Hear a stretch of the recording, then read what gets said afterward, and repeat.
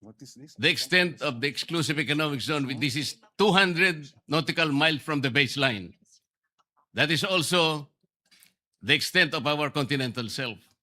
Contiguous zone is 24 miles, nautical miles. Territorial sea is 12 miles from the basic line. Hindi po yun ang pinag-uusapan natin, Mr. President. Sinabi lang kasi ng AO29 and Presidential Decree 1596, dinefine niya lang yung West Philippine Sea. Ang kulang, sabi po ng steps na dapat gawin, sinabihan nga ng executive order ang NAMRIA eh. Gumawa ka na ng mapa, kasi po yung mapa, yan po yung magbibigay ng coordinates. Isasubmit po yan. Ito, basahin ko na po. Section 4 of Administrative Order 29, Series of 2012, requires relevant government agencies such as DFA, kasama na po yung DFA, not only to deposit with the United Nations Secretary General the country's official map reflecting the West Philippine Sea, but also notify international bodies such as the International Hydrographic Organization of the same. Ayun po, Section 20, Section 4. Kung hindi po tayo magsasubmit ng mapa, saan po kukunin ang coordinates? Yun lamang po ang paraan para po yung ating pinapangarap, pinapanaginip na West Philippine Sea, mailagay naman po sa mapa. Yun po ang pinakamaganda. At pagkatapos nating mailagay sa mapa, ay lalakas po lahat ang ating paninindigan dahil nakalagay na po sa mapa eh. Kahapon po pinakita ko yung South China Sea. Hindi po ibig sabihin na yung South China Sea, sa China po yun. Hindi po. Pangalan lang yun eh. Yung 6.1, yun ang chapter po doon sa S-23 para basahin po ninyo at makita ang coordinates. Wala po tayong pinagtatalunan tungkol dito. Hindi ko po kailanman dinidepensa ng China. Gusto kong palakasin ang ating paninindigan dito. Bakit hindi po tayo magkaintindihan? Napakasimple lang nun. Hindi tayo Wala pong coordinates talaga. Hindi ang po mapa lang po ang magbibigay ng coordinates. malamang marahil hindi tayo magkakaintindihan dahil gaya ng nabanggit ko kahapon, kahit na magdebate tayo hanggang sabi ko nga, Kingdom Come, tungkol dito sa meets and bounds na ito, hindi magbabago yung arbitral ruling na sinasabing mali ang China, hindi dapat nagtatayo ng mga illegal structures ang China sa ating exclusive economic zone. So bakit tayo bumabalik dito sa debate ng meets and bounds? Para sa ano? Para pahinain natin yung naging award natin sa International Tribunal? Para questionin natin na yung award natin ay kulang? Para bigyang duda na tayo nga ba'y nanalo? Hindi naman po siguro. Panalo tayo, binigay sa atin yan at hindi tayo mananalo kung hindi maliwanag ang ating mga karapatan at ang ating exclusive economic zone kahit na hindi pa nade-determine ang meets and bounds. Dahil yon ang sinasabi ng UNCLOS. UNCLOS ang basehan ng ating pagkapanalo. Walang pinag-uusapang meets and bounds sa usapin po nung determination ng ating exclusive economic zone, Mr. President. Sana po kung maintindihan ng ating butihing senador yun, hindi tayo magkakaroon ng ganitong hindi pagkakaunawaan. Binanggit po ninyo kahapon yung Administrative Order 29 at saka yung Republic Act 12064. Ang sabi po ninyo, doon makikita yung mga coordinates. Basahin po ninyo kung merong Hindi coordinates po doon. natin Wala po. sinabing doon po makikita ang coordinates. Ang sinabi po natin ay nakadefine doon ang ating ang West Philippine Sea. Dinefine nga po, Mr. President, na pinag-uusapan, paano maitatala nga po sa mapa? Ayaw po nating itala sa mapa, Mr. President. Yun lang po ang punto eh. Binabanggit kasi natin at sa batas natin, ni-require po ang NAMRIA at ni-require din ng DFA na mag-submit ng mapa hanggang ngayon. 12 years na po nakararaan. Ba't hindi po natin maitala? Napaka-importante po na magkaroon. Just for the information of the good senator, 2024 meron na pong mapa ang NAMRIA. So hindi totoong wala pang Ang sinasabi ko po, Mr. President, hindi po sinasubmit sa mga kinaukulang dapat hindi po, ang ipag-submit. sinabi po ninyo wala pang mapa.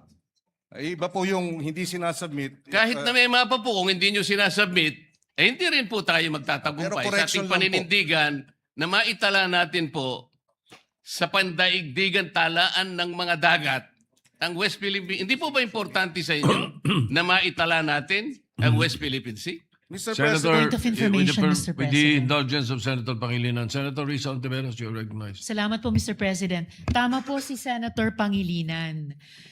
Ang totoo po, dun sa mapang itinatanong ng mabuting Ginoo, NAMRIA has prepared the maps anchored on the newly signed Philippine Maritime Zones Act and Philippine Archipelagic Sea Lanes Act and complying with UNCLOS and is awaiting the final implementing rules and regulations for publication. So nandun na po, Mr. President, ang mapa. Salamat po, Mr. if I President. may likewise add, Mr. President, ito ay the information relayed to us by Dr. J. Batumbakal. He's the director of the UP Law Center Institute for Maritime Affairs and the Law of the Seas. And he says, and I quote, "When UNCLOS obliges states to show the coordinates of a maritime zone on charts of appropriate scale and to deposit them with the UN Secretary General, Article 16, 75, and 84, it is only for purposes of publication and information and is not made a condition sine qua non for entitlement to the maritime zone concerned. In fact, even before UNCLOS was open for signature, states fully recognized the entitlement of other states to territorial seas, even without published coordinates. Deposits of charts containing the coordinates of the UN does not create any legal effect and does not imply approval by the UN. The UN is not a register of deeds for maritime zones of states. The absence of legal effect of deposit is clearly provided for even in the UN website. So yung ang inaalala ng ating ginoong Senador Marcoleta ay hindi nakakadagdag ng legal entitlement ang pagdeposito sa UN Secretary General under Articles 16, 75, and 84 of the UNCLOS. So, ibig sabihin, Mr. President, yung Section 3 at saka Section 4 ng Administrative Order number 29, ay babaliwalain na natin. Inuutusan po kasi ang NAMRIA at saka ang DFA na gumawa ng mapa at i-deposit nga sa United Nations and notify accordingly relevant international organizations such as the International Hydrographic Organization and the United Nations Conference on the Standardization of Geographical Names. Hindi po importante sa atin yung Administrative Order number 29. Yung Administrative Order number 29, Mr. President, ay 2012. Yung Republic Act 12064, yung Philippine Maritime Zones Act, ay 2024. So superseded na yung binabanggit na provision ng RA 12064. Mr. President, hindi po ganun. Wala pong nasusupersede dito. Yung 12064, nire-enforce nga po eh. Pati yung Presidential Decree 1596. Basahin po ninyo lahat para magkaintindihan tayo ng lubusan. Ang pinag-uusapan po kasi natin, while our laws define the extent of our West Philippine Sea, tayo naman po itinatagubilin na gumawa ng paraan para sa ganun, may sama pa yon para po yung mga coordinates na yon ay maisumite sa United Nations Secretary General at sa mga kinauukulang mga ensya internasyonal. Yun po kasi ang sinabi ng mga batas natin. Sapagkat, alinman sa batas natin, walang sinasaad na coordinates. Ang coordinates po, ang gagawa po niya NAMRIA. At yan po ay base sa mapa na kanilang gagawin. Yun lamang po ang punto, Mr. President. Wala yatang masyadong dapat na pagdebatihan sa puntong yun. Sapagkat ako, kayo, Mr. President, and the good Senator, gusto rin natin talagang ipaglaban ng tsaga ng atin. Mas maganda kasing ilaban ito kung malinaw na nasa mapa tayo ng pandaigdigang talaan ng mga dagat. That is the whole point, Mr. President. We note, Mr. President, the concern, and I agree with him in that regard, that it would be better for us if we do have those coordinates, but it does not in any way diminish what we are entitled to under the arbitral ruling, Mr. President. So, mga konting tanong na lang, Mr. President. With your indulgence. Yes, please. I'm more than willing to the gentleman from Tarlac and Pampanga, Mr. President. In your sponsorship, Mr.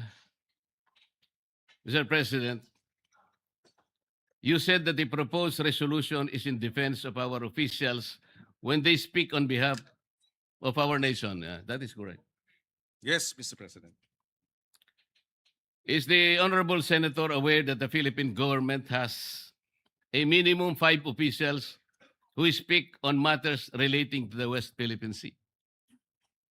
I believe so. You have the DFA, you have the DND, you have, in fact, the more, for me, if you ask me, this is the indicator of a vibrant democracy, Mr. President. But yes, there are about 5, maybe more, even senators and congressmen are likewise speaking on the matter.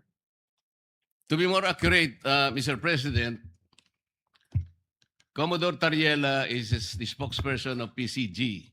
Assistant Director General Cornelio Valencia Jr., National Security Council. Rear Admiral Joy Vincent Trinidad, Army. Retired Vice Admiral Alexander Lopez, NMC. Consul General Angelica Escalona, DFA. And Nazario Briguera Bifar. They all speak to the public about the West Philippine Sea. Pero, Mr. President, bukod po kay Commodore Tariela, sila po ba ay nagpupunta sa mga eskwelahan at nagdi-discuss at sinasabi na bully ang presidente ng China? Ito lang ang punto eh. Meron pang kalakip na mga caricatures portraying their leader in a very negative and I would say embarrassing presentation. Well, Mr. President,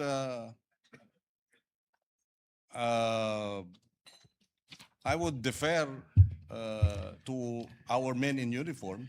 Isn't that part of the Philippines' right to expression? That too, Mr. President. Yes. First, I would Freedom of expression, we have that. They do not have that in China. That's the problem. and he is answerable to his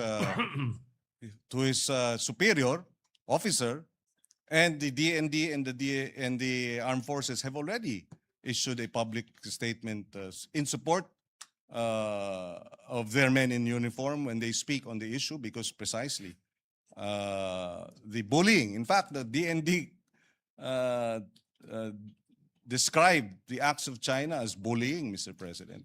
So babalikan ko po, bakit si Commodore Tariela lang ang ating pinupuntirya rito when the Department of National Defense... Kasi sila lamang po, Mr. President, ang gumawa ng caricature. Tinatanong ko nga po, yung po bang iba, yung 4 na binanggit ko kanina, na may karapatang magsalita para sa ating bansa, gumamit ba sila ng ganong pamamaraan?